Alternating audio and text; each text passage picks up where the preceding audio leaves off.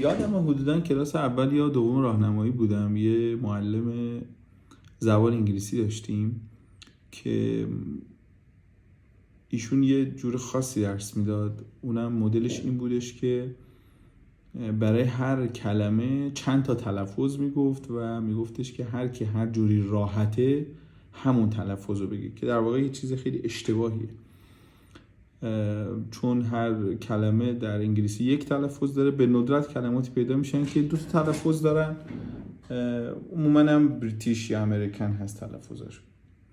و من خیلی از این موضوع ناراحت میشدم و بهش میگفتم آقا این درست نیست و حرف منو گوش نمیکرد، توجهی اصلا به من نمیکرد.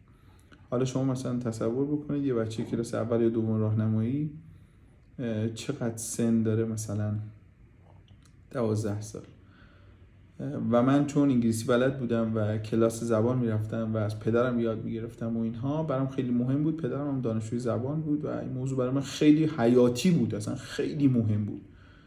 من گریه میکردم به خاطر این موضوع و اینو به پدرم هم گفتم و خیلی ناراحت. خونه معلمم بلد بودیم که نزدیک خونه خودمون بود تقریبا، اسمش هم آقای فهیما بود تو تبریز. بعدش یه روزی با پدرم رفتیم خونش، یعنی زنگ زدیم این اومد پایین و من کنار وایسادم، بابام باهاش صحبت کرد و بهش گفت. اون موقع فوق دیپلم داشت و پدر من دانشجوی لیسانس بود و من خودم هم خیلی انگلیسی بلد بودم اون موقع. و اونجا بهش گفتیم که آقا این روشی که شما داری ارائه میدی این اشتباهه. البته من بعید میدونم اون در واقع عبرت گرفته باشه از اون موضوع اینها، ولی بعد از این همه سال این موضوع یادم اومد که چقدر من برام اهمیت داشت و این در واقع اهمیت به زبان، تلفظ، یادگیری زبان انگلیسی و زبان‌های خارجی همیشه با من موند و این یکی از اون چیزایی است که خانواده میتونه نقش بسیار زیادی توش داشته باشه.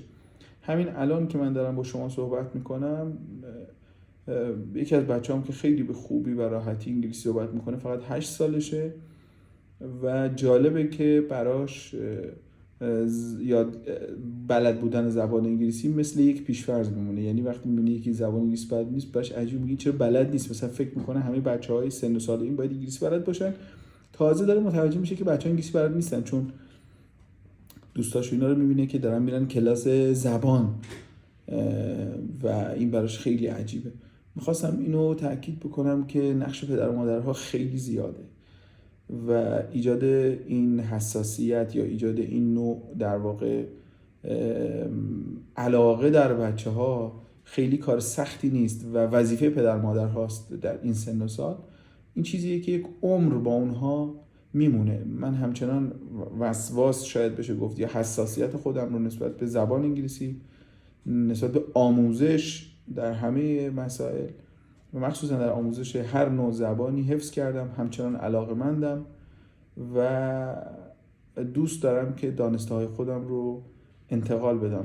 این خاطره یادم اومد گفتم بهتون بگم که شما هم بشنوید. مرسی.